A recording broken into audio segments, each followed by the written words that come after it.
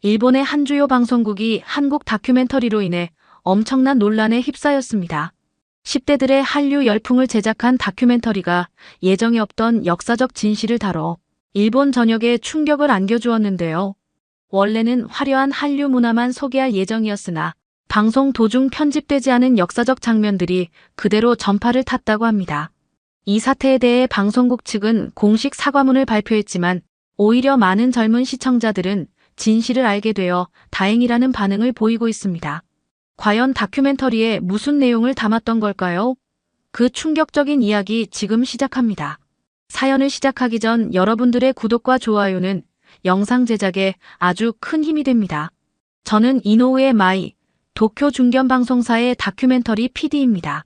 한류 열풍의 이면 10대들은 무엇을 보는가?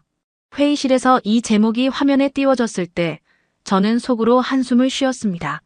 불편한 감정이 마음속에서 꿈틀거렸죠. 마이 씨, 당신이 맡아볼래? 기자 출신이니까 팩트체크도 잘할 거고. 부장의 말에 고개를 들었습니다. 그의 얼굴엔 거절 불가 표정이 역력했죠. 마음속으론 왜 하필 나야? 싶었지만 입에서 나온 말은 달랐습니다. 네, 알겠습니다. 회의가 끝나고 자리에서 일어나는데 선배 PD인 아라이 신지가 다가왔어요. 운 좋았네, 마이 씨. 요즘 한류 다큐는 시청률 보장이니까. 아라이는 항상 웃는 얼굴이었습니다. 그렇게 생각하진 않아요. 솔직히 한국이란 주제가 좀 불편해요. 제 솔직한 대답에 아라이는 조금 놀란 듯 했습니다. 아, 그렇군.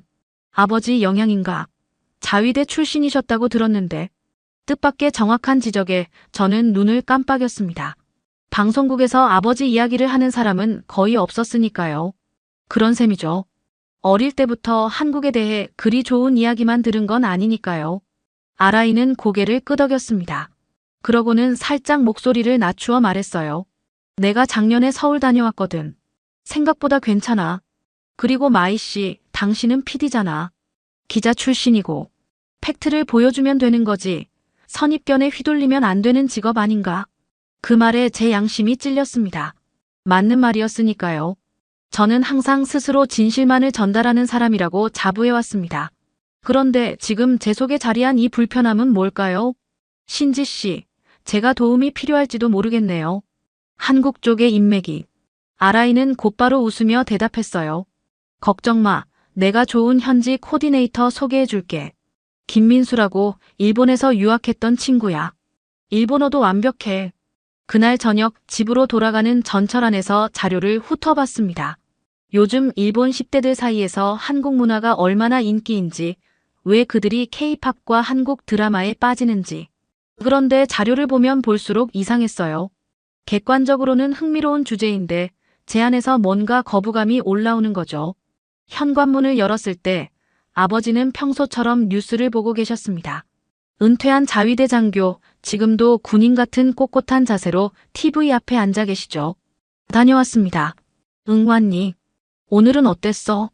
평범한 대화처럼 시작됐지만 제가 새 기획을 말하는 순간 아버지의 표정이 굳어버렸어요. 한국? 너희 방송국은 미쳤니? 요즘 애들은 역사도 모르고 그런 나라 문화에 빠져드나 보지. 예상했던 반응이었습니다. 아버지는 항상 한국과 중국에 관해서는 단호했으니까요. 저는 무거운 한숨을 내쉬었죠. 그냥 일일 뿐이에요, 아버지. 하지만 마음속에선 아버지 말이 틀리지 않다고 생각했습니다. 그렇게 생각하는 제 자신이 부끄러웠지만요. 방에 들어와 침대에 누워 천장을 바라봤어요. 팩트만 담아오면 돼. 개인 감정은 배제하고. 하지만 그게 가능할까요? 가슴 한편에 묵직하게 자리 잡은 이 감정을 안고서 과연 공정한 다큐를 만들 수 있을까요? 전화기가 울렸습니다. 아라이였어요. 인천공항 티켓 예약했어. 다음 주 월요일이야. 준비해. 이제 정말 한국으로 가야만 하는군요. 전화를 끊고 깊은 숨을 들이마셨습니다. 다음 날 아침 제작팀 회의실에 들어서자 부장이 저를 불렀습니다. 마이 씨, 이번 한류 특집은 시청률이 중요해. 10대들이 왜 열광하는지 화려한 K-팝 공연 영상, 그런 걸 많이 담아와. 시청자들은 그런 걸 원한다고. 저는 고개를 끄덕이며 메모했습니다. 부장의 눈빛은 시청률만 잘 나오면 된다는 메시지를 분명히 전하고 있었어요. 취재 일정은 어떻게 되나요? 다음 주 출발이야. 일주일 정도면 충분할 거야. 우리 채널에서 이번 분기 주력 프로그램으로 밀 예정이니까 자극적인 장면 많이 찍어오라고. 회의가 끝나고 자리로 돌아오는데 아라이 신지가 커피 2잔을 들고 다가왔습니다. 부장 말 듣지 마. 한류가 왜 인기인지, 그 이면에는 무엇이 있는지 진짜 한국의 모습을 담아와야 해. 저는 아라이의 말에 살짝 눈썹을 찌푸렸죠. 신지 씨, 그건 결국 시청률 안 나오는 다큐를 만들자는 거잖아요. 부장님 말씀대로 화려한 모습만 담는 게 낫지 않을까요? 아라이는 고개를 절레절레 흔들었습니다. 마이, 당신은 기자 출신이잖아. PD가 되었다고 해서 진실을 외면할 건가? 일본 10대들이 한국 문화에 빠지는 현상이 단순한 화려함 때문이라고 생각해. 그 말에 잠시 생각에 잠겼습니다. 맞는 말이었죠. 기자 시절, 저는 항상 사실만을 추구했어요. 이건 단순한 예능 프로그램이 아니라 다큐멘터리니까요. 그래도 한국에 대해 깊이 파고들어봤자 시청자들이 관심 있을까요? 아라이는 빙그레 웃으며 말했습니다. 내가 소개해준 김민수 연락했어. 그 친구가 많이 도와줄 거야. 내가 무슨 말하는 건지 직접 가서 보면 알게 될 거야. 그날 저녁 집에 돌아와 한국 취재 계획을 세우고 있는데 아버지가 제 방에 들어오셨어요. 한국 간다면서? 회사에서 누가 그런 말도 안 되는 기획을 했니? 저는 깊은 한숨을 내쉬었습니다. 아버지의 눈빛에는 분노가 가득했죠. 아버지, 그냥 일일 뿐이에요. 요즘 10대들이 한국 문화에 왜 빠지는지 취재하는 거예요. 말도 안 돼. 그런 나라를 미화하는 프로그램을 만든다고. 넌 역사를 모르니? 아버지는 목소리를 높이셨습니다. 언제나 그랬듯이 한국 이야기만 나오면 격앙되셨죠. 저도 알아요, 아버지. 하지만 지금은 다른 시대잖아요. 과거의 역사만 가지고 현재를 판단하기엔 역사를 잊은 민족에게 미래는 없다. 넌 그런 프로그램을 만들면서도 떳떳할 수 있어. 아버지의 말에 저도 모르게 목소리가 커졌습니다.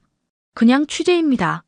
제가 역사를 부정하는 게 아니라 요즘 젊은이들이 왜 그쪽 문화에 관심을 갖는지 알아보는 거예요. 방 안에 침묵이 흘렀습니다. 아버지는 심호흡을 하시더니 조금 누그러진 목소리로 말씀하셨어요. 마이, 난 내가 잘못된 방향으로 가는 게 걱정돼. 그 나라에 대해 너무 표면적인 것만 보지 마라. 아버지가 나가신 후 책상에 앉아 노트북을 켰습니다. 김민수라는 코디네이터에게 메일을 보내야 했죠. 하지만 마음이 복잡했어요.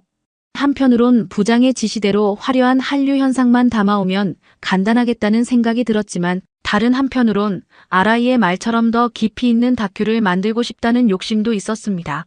메일을 쓰면서 김민수에게 솔직하게 물었어요. 한국 문화의 어떤 점이 일본 10대들에게 매력적으로 다가오는 걸까요? 단순히 화려한 표면만이 아니라 그 이면에는 어떤 가치가 있을까요? 보내기 버튼을 누르고 나서야 깨달았습니다. 제가 정말 알고 싶은 건 제 마음속에 자리 잡은 한국에 대한 선입견이 과연 옳은 것인지였어요. 어쩌면 이번 취재는 진실을 마주하는 여정이 될지도 모르겠다는 생각이 들었습니다.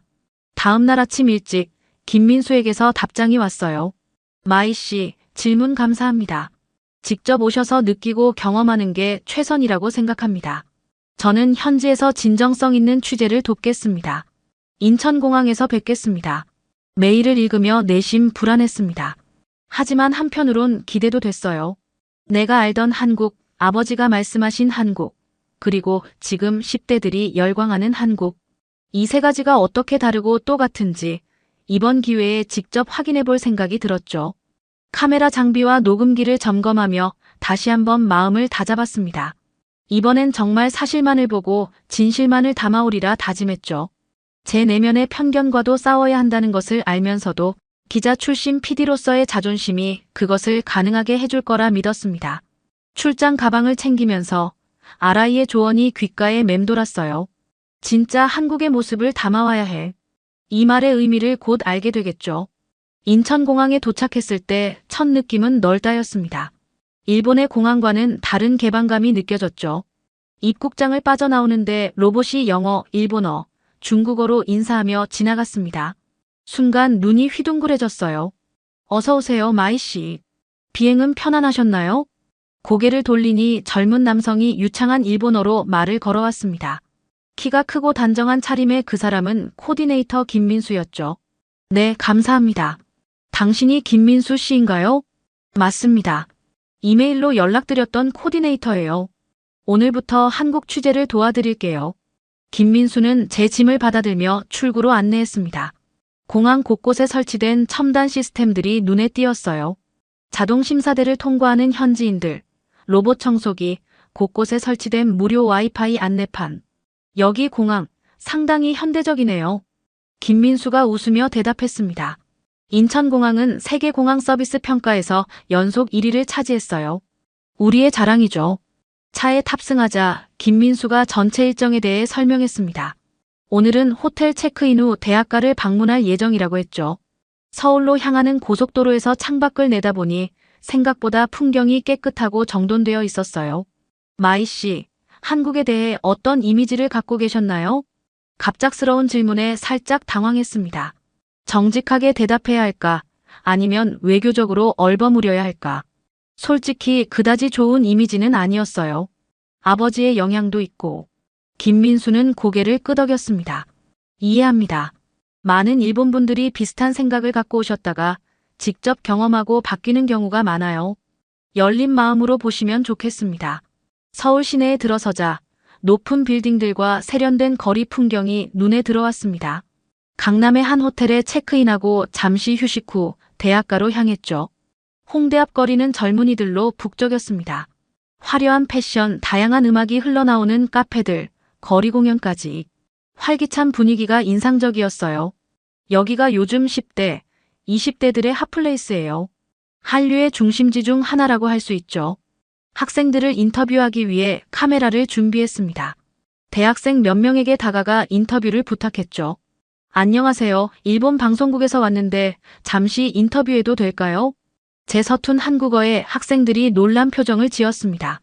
그중 한 학생이 일본어로 대답했어요. 일본어로 해도 괜찮아요. 저 일본 애니메이션 전공이라 조금 할 줄 알아요. 카메라를 돌리며 질문했습니다.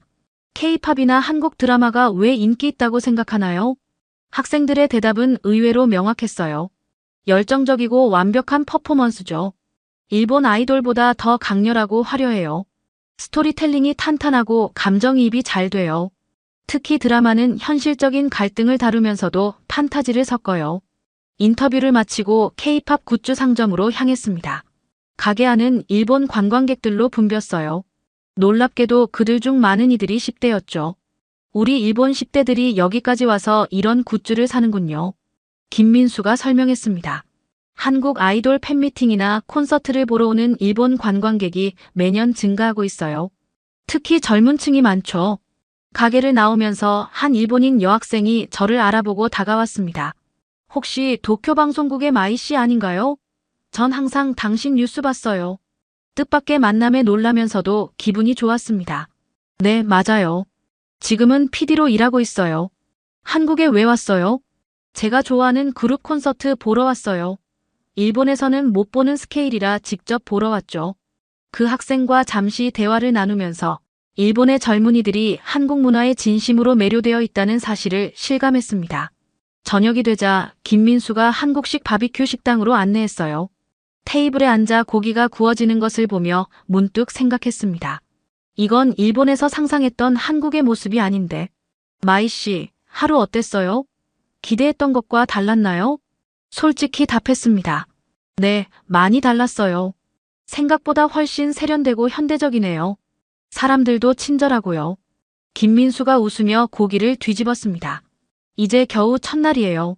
앞으로 더 많은 것을 보게 될 거예요. 표면적인 한류만이 아니라 그 이면에 있는 한국의 진짜 모습도요. 식사를 마치고 호텔로 돌아오는 길, 화려한 서울의 야경을 보며 생각에 잠겼습니다. 아버지가 말씀하셨던 한국과는 너무 다른 모습이었어요. 그렇다면 제가 알고 있던 한국은 얼마나 실제와 달랐던 걸까요? 호텔방에서 오늘 촬영한 영상을 검토하며 노트에 기록했습니다. 하지만 마음 한편에서는 의문이 들었어요. 이게 전부일까? 화려한 외관 뒤에 숨겨진 이야기는 없을까? 내일은 더 깊이 들어가 봐야겠다고 다짐했습니다. 부장의 지시대로 화려한 모습만 담아갈 것인지 아니면 아라이의 조언처럼 더 깊은 이야기를 찾아볼 것인지 이제 저의 선택이 중요해졌어요. 다음 날 아침, 김민수는 저를 인사동으로 안내했습니다. 현대적인 강남과는 달리 여기는 전통과 현대가 공존하는 분위기였죠. 오늘은 한국의 전통 문화를 경험해 보실 거예요. K-팝만이 한류가 아니라 전통 공예나 음식 문화도 최근 인기가 많거든요. 좁은 골목길을 걸으며 다양한 전통 공예품 가게들을 구경했습니다. 도자기, 한지공예, 전통 악기 등이 진열되어 있었어요. 한 도자기 가게 앞에서 발걸음을 멈췄죠. 들어가 볼까요? 이 가게 주인분이 일본에 관심이 많으세요. 안으로 들어서자 고령의 남성이 따뜻한 미소로 맞이해 주었습니다. 어서 오세요. 일본에서 오셨나요? 그분의 유창한 일본어에 놀라 되물었어요. 네, 맞습니다. 일본어를 어떻게 이렇게 잘하시죠? 저는 젊을 때 도쿄에서 10년 정도 살았어요. 일본 도예를 공부했죠. 한국과 일본의 도자기 기법은 비슷한 듯 다른 점이 많거든요. 그분은 자신의 작품들을 하나하나 설명해 주셨습니다. 한국 도자기의 역사부터 현대 작가들의 실험적인 작품까지 열정적으로 이야기하시는 모습이 인상적이었어요. 한국과 일본은 역사적으로 많은 교류가 있었어요. 서로 영향을 주고받았죠. 도자기 기술도 마찬가지고요. 그 말을 들으며 문득 생각했습니다. 역사적 갈등만 보던 제 시각이 너무 편협했던 건 아닐까요? 다음으로 전통 찻집에 들렀습니다. 한국 전통차를 마시며 촬영 준비를 하는데 갑자기 카메라에 문제가 생겼어요. 이런, 배터리가 완전히 방전됐네요. 예비 배터리도 호텔에 두고 왔어요. 당황하고 있는데 옆 테이블에 앉아있던 젊은 여성이 다가왔습니다. 혹시 도움이 필요하신가요? 제가 영상 쪽 일을 하거든요. 그녀는 자신을 소개했습니다. 저는 윤지수라고 해요. 프리랜서 영상 편집자예요. 윤지수는 자신의 스튜디오가 근처에 있다며 장비를 빌려주겠다고 제안했어요. 갑작스러운 제안에 망설였지만 김민수가 고개를 끄덕이며 괜찮다고 했죠. 윤지수의 작은 스튜디오로 이동했습니다. 그곳은 전통 한옥을 개조한 모던한 작업실이었어요. 여기서 주로 한국 전통 공예나 음식을 소개하는 영상을 만들어요. 해외 채널용으로요. 그녀는 필요한 장비를 빌려주며 자신의 작업물도 보여주었습니다. 한국 전통을 현대적으로 재해석한 영상들이 인상적이었어요. 한국 전통이 해외에서도 인기가 있나요? 네, 최근 몇 년 사이 급증했어요. K-팝이나 드라마로 한국에 관심을 갖게 된 외국인들이 점차 전통 문화에도 관심을 보이기 시작했거든요. 저도 일본 시장을 타겟으로 한 영상도 제작하고 있어요. 그녀의 이야기를 들으며 한류라는 현상이 단순한 엔터테인먼트를 넘어 문화적 교류의 창구가 되고 있다는 생각이 들었습니다. 장비를 챙겨 나오면서 윤지수에게 감사 인사를 전했어요. 일본 방송에서 한국을 취재하신다니 의미 있는 일 같아요. 앞으로도 양국이 서로를 더 이해할 수 있게 되면 좋겠어요. 그녀의 진심 어린 말에 가슴이 찡했습니다. 저는 처음에 이 취재를 그저 업무로만 생각했는데 어쩌면 더 큰 의미가 있을지도 모른다는 생각이 들었어요. 점심시간, 김민수는 저를 작은 식당으로 안내했습니다. 좁은 골목 안쪽의 그 식당은 현지인들로 가득했어요. 이곳은 관광객들이 잘 모르는 숨은 맛집이에요. 70년 전통의 칼국수 집이죠. 주인 할머니가 테이블로 다가오셨습니다. 주름진 얼굴에 친절한 미소를 지으셨죠. 일본에서 오셨어요? 옛날에 일본 손님들 많이 왔었는데 요즘은 좀 줄었네. 할머니는 일본어 단어를 간간히 섞어가며 이야기하셨어요. 그 모습이 어딘지 제 외할머니와 닮아 있었습니다. 어르신, 일본어를 어떻게 하세요? 할머니는 잠시 표정이 복잡해지셨다가 담담하게 말씀하셨어요. 젊을 때 일본에서 살았었어. 힘든 시절이었지만 그곳에서 만난 좋은 사람들도 있었어. 더 이상의 설명은 없었지만 그 말 속에 깊은 역사가 담겨 있다는 것을 느낄 수 있었습니다. 할머니가 내어주신 칼국수는 정말 맛있었어요. 맛있게 드세요. 음식에는 국경이 없는 거야. 할머니의 그 말이 마음에 깊이 남았습니다. 음식을 통해 서로를 이해하고 과거의 상처를 조금씩 치유할 수 있지 않을까요? 식사 후 김민수는 저를 북촌 한옥마을로 안내했습니다. 전통 가옥들 사이로 걸으며 인터뷰할 만한 사람들을 찾았죠. 한 전통차 체험관에서 외국인 관광객들이 한복을 입고 차 예절을 배우는 모습을 발견했습니다. 그 중에는 일본인 관광객들도 있었어요. 한국 전통 문화가 이렇게 세계적으로 관심을 받고 있군요. 김민수가 설명했습니다. 네, 특히 최근 몇 년 사이 급증했어요. 정부 차원에서도 전통문화 콘텐츠 개발에 많은 투자를 하고 있고요. 인터뷰를 마치고 한옥마을을 나오는데 갑자기 하늘에서 비가 쏟아졌습니다. 우산이 없어 당황했는데 근처 가게 주인이 우산을 건네주셨어요. 괜찮아요. 나중에 돌려주세요. 그 작은 친절에 가슴이 따뜻해졌습니다. 온종일 만난 한국인들의 배려와 온정이 제 선입견을 조금씩 무너뜨리고 있었어요. 호텔로 돌아오는 길, 김민수에게 물었습니다. 한국인들 생각보다 친절하네요. 일본인에게도 편견 없이 대해주시고. 김민수는 잠시 생각하더니 대답했습니다. 역사적 아픔은 있지만 대부분 사람들은 개인을 국적으로 판단하지 않아요. 물론 가끔 힘든 기억을 갖고 계신 어르신들도 계시지만 젊은 세대들은 미래지향적인 관계를 원하고 있죠. 그 말에 깊이 공감했습니다. 개인과 개인이 만날 때 국적이나 역사보다 중요한 것은 서로를 인간으로 대하는 태도가 아닐까요? 오늘 하루 전통과 현대가 공존하는 한국의 모습, 그리고 다양한 사람들과의 만남을 통해 제 인식이 조금씩 변화하고 있음을 느꼈습니다. 이것이 진정한 취재의 의미가 아닐까 싶었어요.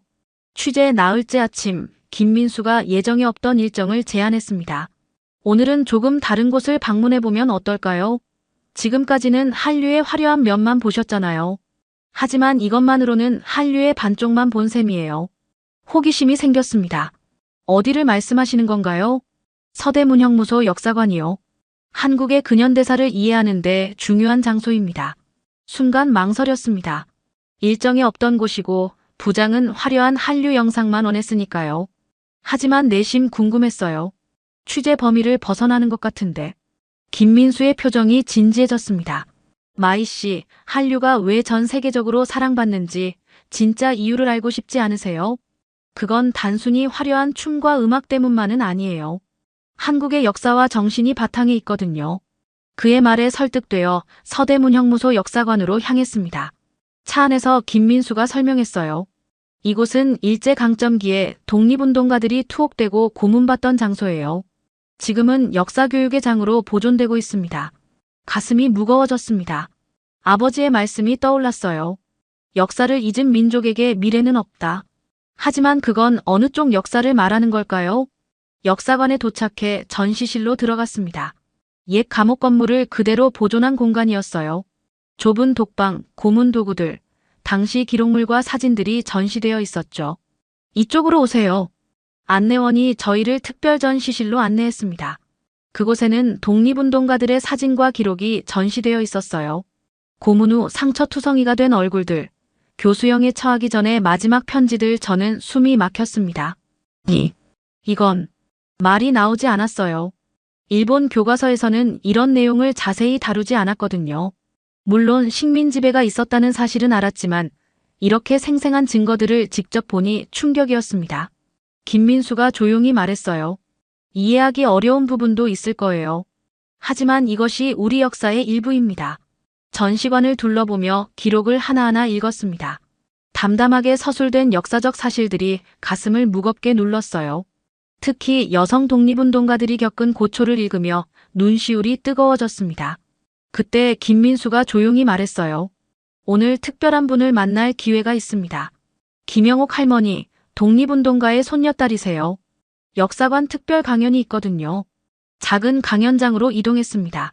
80대로 보이는 김영옥 할머니가 앉아 계셨어요. 그분은 차분한 목소리로 이야기를 시작하셨습니다. 제 할아버지는 독립운동을 하다 이곳에서 고문을 받으셨어요. 할아버지께서 돌아가시기 전 저에게 말씀하셨죠. 미워하지 마라. 역사는 기억하되 증오는 물려주지 마라. 할머니의 말씀이 가슴을 파고들었습니다. 강연이 끝나고 용기를 내어 할머니께 다가갔어요. 안녕하세요. 일본에서 온 다큐멘터리 PD입니다. 인터뷰를 허락해 주실 수 있을까요? 할머니의 눈빛이 저를 꿰뚫어보는 듯 했습니다. 긴장된 침묵 후 그분이 미소 지으셨어요. 물론이죠. 중요한 건 서로를 이해하는 것 아니겠어요? 카메라를 세팅하고 인터뷰를 시작했습니다.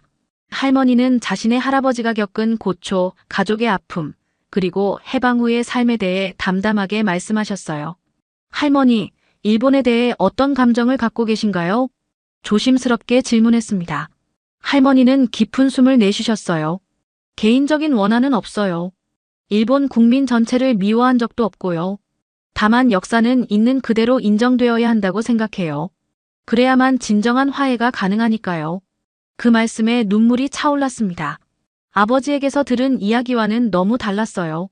이분은 직접적인 피해자의 가족임에도 불구하고 증오보다 이해와 화해를 말씀하셨으니까요. 저는 일본 학교에서 이런 내용을 자세히 배우지 못했습니다. 솔직하게 고백했어요. 할머니는 따뜻하게 손을 잡아주셨습니다. 그래서 당신 같은 젊은이들이 중요한 거예요. 진실을 알고 전달하는 사람들이 필요해요. 인터뷰를 마치고 밖으로 나오니 비가 내리고 있었습니다. 김민수가 우산을 건네줬어요. 괜찮으세요? 많이 힘드셨을 것 같은데. 말을 잇지 못했습니다. 마음속에서 무언가가 무너지는 느낌이었어요. 그동안 제가 알고 있던 역사라는 것이 얼마나 편향되고 불완전했는지 깨달았거든요. 김민수 씨, 다음은 어디로 가야 할까요? 김민수가 잠시 생각하더니 말했습니다. 위안부 역사관을 방문해 보시겠어요? 어려운 주제이지만 이해하시는 데 도움이 될 겁니다. 망설임 없이 고개를 끄덕였습니다. 이제는 진실을 마주할 용기가 생겼어요. 위안부 역사관에 도착했을 때 작은 전시관 앞에는 평화의 소녀상이 자리하고 있었습니다. 비 내리는 가운데 그 소녀상을 바라보는데 가슴이 아팠어요. 전시관 안에는 위안부 피해 할머니들의 증언, 당시 문서들, 국제인권단체의 보고서 등이 전시되어 있었습니다. 하나하나 꼼꼼히 읽으며 촬영했어요. 특히 할머니들의 증언 영상을 보며 눈물을 참을 수 없었습니다. 출구 쪽에서 한 여성 관계자가 다가왔어요. 일본에서 오셨나요? 취재하고 계신 것 같은데. 네, 일본 방송국에서 왔습니다. 한류 다큐멘터리를 만들고 있어요. 그분은 잠시 의아한 표정을 지었다가 이내 이해한다는 듯 고개를 끄덕였습니다. 한류와 역사는 별개로 보일 수 있지만 사실 깊이 연결되어 있어요. 지금의 한국 문화가 이렇게 강인하고 역동적인 것은 이런 아픈 역사를 딛고 일어선 정신이 바탕에 있기 때문이죠. 그 말이 오늘 제가 느낀 모든 감정을 정리해 주는 것 같았습니다. 이런 내용을 일본에서 방송할 수 있을까요? 그분이 물었어요. 솔직히 말했습니다. 쉽지 않을 것 같아요. 하지만 시도해볼 가치가 있다고 생각합니다. 호텔로 돌아오는 길, 머릿속은 복잡했습니다. 오늘 본 것들이 계속 떠올랐어요. 아버지에게 어떻게 이 경험을 설명할 수 있을까? 방송국에선 이런 내용을 어떻게 받아들일까? 방에 들어와 오늘 촬영한 영상을 검토했습니다. 할머니의 인터뷰, 역사관의 자료들, 그리고 제 감정이 고스란히 담긴 영상이었어요. 노트를 꺼내 오늘 느낀 감정을 기록하기 시작했습니다. 한류의 진짜 힘은 단순한 엔터테인먼트가 아니다. 그것은 역사의 아픔을 딛고 일어선 민족의 회복력과 창조성에서 비롯된 것이다.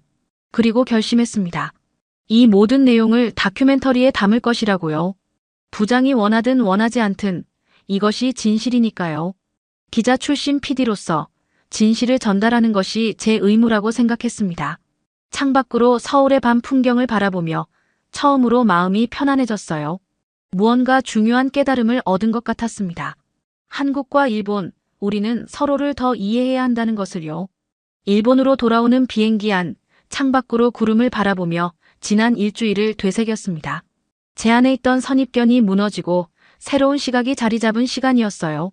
노트북을 열어 취재 영상들을 다시 살펴봤죠. 화려한 K-팝 공연부터 전통문화, 그리고 무거운 역사적 장면들까지. 이 모든 것이 진짜 한국의 모습이라는 생각이 들었습니다. 도쿄에 도착해 곧바로 방송국으로 향했어요. 부장이 저를 기다리고 있었습니다. 마이 씨, 취재는 잘 됐나? 화려한 장면들 많이 찍어왔지? 제 표정을 본 부장의 미소가 조금씩 사라졌습니다. 네, 그런 장면들도 충분히 촬영했습니다만 다른 것들도 많이 담아왔어요. 편집실에서 취재 영상을 보여드렸습니다. K-팝 공연과 한류 스타들의 화려한 모습, 그리고 전통 문화까지는 부장도 만족스러워했어요. 하지만 서대문형무소와 위안부 역사관 장면이 나오자 그의 얼굴이 굳어졌죠. 이게 뭐야? 이런 건 편집본에서 다 빼야 해. 우리 프로그램은 한류 열풍을 다루는 거지. 역사 교육을 하는 게 아니야. 예상했던 반응이었지만 제 마음은 이미 결정되어 있었습니다. 부장님, 하지만 이것도 한류의 일부예요. 왜 한국 문화가 이렇게 강인하고 역동적인지 그 이면에는 이런 역사가 있기 때문이에요. 부장이 한숨을 내쉬었습니다. 마이 씨, 현실적으로 생각해. 이런 내용은 시청자들이 불편해해. 시청률도 안 나오고 항해 전화도 올 거야. 굳이 건드릴 필요 없는 주제라고. 그의 말에 반박했습니다. 하지만 그것이 진실이라면요. PD로서, 기자 출신으로서 진실을 전달하는 것이 제 의무 아닌가요? 회의실에 침묵이 흘렀습니다. 그때 아라이 신지가 문을 열고 들어왔어요. 마이의 말이 맞아. 우리는 단순한 오락 프로그램이 아니라 다큐멘터리를 만드는 사람들이야. 시청자에게 진실을 전달해야 해. 부장의 표정이 더욱 굳어졌지만 아라이는 계속해서 저를 지지했습니다. 물론 모든 것을 다 보여줄 필요는 없어. 균형을 맞추는 게 중요하지. 한류의 화려함과 그 이면의 역사, 둘 다 적절하게 담아내면 오히려 더 깊이 있는 다큐가 될 거야. 긴 토론 끝에 타협점을 찾았습니다. 역사적 내용을 완전히 배제하지는 않되 그 비중을 줄이고 더 부드러운 방식으로 표현하기로 했어요. 반신반의하는 부장을 설득해 편집 작업에 착수했습니다. 그날 저녁 집에 돌아가 아버지를 마주했습니다. 긴장된 마음으로 거실에 앉았어요. 아버지, 한국에서 많은 것을 보고 왔어요. 아버지는 신문을 내려놓고 저를 바라보셨습니다. 그래, 어땠니? 생각보다 많이 달랐어요. 제가 알고 있던 한국과는 다른 모습이었죠. 조심스럽게 말을 이어갔습니다. 서대문형무소에서 본 것들, 김영옥 할머니와의 인터뷰, 그리고 역사관에서 느낀 감정들을 솔직하게 전했어요. 아버지의 표정이 굳어졌습니다. 그런 곳까지 갔던 거냐? 네, 한류의 이면에 있는 역사와 문화를 이해하고 싶었어요. 아버지는 한동안 침묵하셨습니다. 그리고는 깊은 한숨을 내쉬셨어요. 마이, 역사는 보는 관점에 따라 달라진다. 내가 본 것이 전부는 아닐 수도 있어. 맞아요, 아버지. 하지만 제가 본 것도 역사의 일부예요. 우리가 배우지 못했던 부분이죠. 언쟁이 이어질 것 같았지만 의외로 아버지는 더는 강하게 반박하지 않으셨습니다. 대신 조용히 물으셨어요. 그래서 그 다큐멘터리는 어떻게 만들 생각이니? 진실을 담되 미래를 향한 희망적인 메시지를 담고 싶어요. 과거의 아픔을 인정하면서도 앞으로 더 나은 관계를 만들어갈 수 있다는 방향으로요. 아버지의 눈빛이 복잡해 보였습니다. 분노, 혼란, 그리고 어쩌면 작은 이해의 빛이 있었을까요? 내일이니 내가 믿는 대로 하렴. 그 말이 완전한 지지는 아니었지만 최소한 인정의 표시였습니다. 가슴이 뭉클해졌어요. 이후 2주간 편집 작업이 이어졌습니다.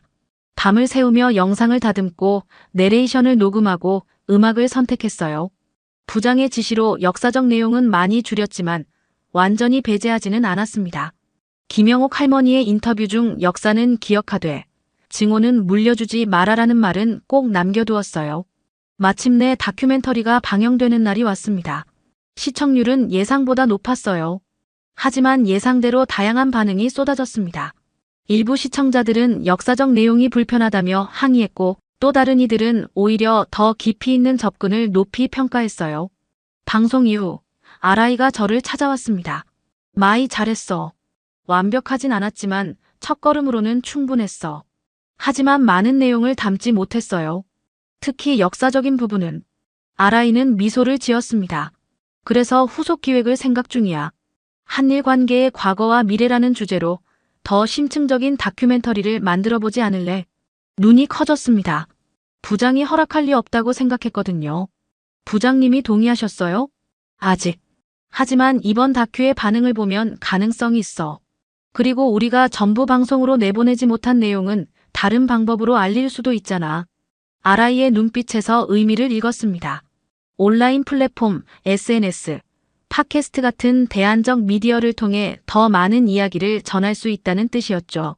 그날 밤 노트북을 열고 SNS에 짧은 글을 올렸습니다. 한류의 이면에 있는 이야기들, 곧 여러분과 나누겠습니다. 이것은 단순한 문화 현상이 아닌 역사와 정신이 담긴 이야기니까요. 창밖의 도쿄 야경을 바라보며 생각했습니다. 이번 취재는 끝이 아니라 시작이었어요. 한국과 일본, 두 나라 사이의 진실과 이해를 향한 여정의 첫걸음이었죠. 김민수에게 메일을 보냈습니다. 다음에 또 뵐 수 있을 것 같습니다. 더 깊은 이야기를 나누기 위해서요. 그의 답장이 곧 도착했습니다. 기다리고 있겠습니다. 이번엔 더 많은 진실을 함께 찾아봐요. 노트북을 닫고 깊은 숨을 내쉬었습니다. 처음 한국행 비행기를 탔을 때의 저와 지금의 저는 완전히 다른 사람이 되어 있었어요. 편견의 벽이 조금씩 허물어지고 그 자리에 이해와 공감이 자라났으니까요. 이것이 진정한 취재의 의미가 아닐까요? 단순히 보고 듣는 것이 아니라 경험하고 깨닫고 변화하는 것. 그리고 그 진실을 다시 세상과 나누는 것. 창밖으로 해가 떠오르기 시작했습니다. 새로운 하루, 그리고 새로운 시작이 저를 기다리고 있었어요. 이제 저는 단순한 방송 PD가 아니라 진실을 전하는 다리가 되기로 마음먹었습니다. 이건 시작일 뿐이다. 혼잣말로 되뇌며 새로운 기획안을 위한 첫 문장을 적었습니다. 역사를 마주할 때 우리는 비로소 서로를 이해할 수 있다. 저의 이야기가 여러분께 새로운 시각을 줄 수 있었기를 바랍니다. 오늘의 이야기가 마음에 와닿았다면 구독과 좋아요를 눌러주세요. 다음에도 더욱 흥미로운 이야기로 찾아뵙겠습니다. 감사합니다.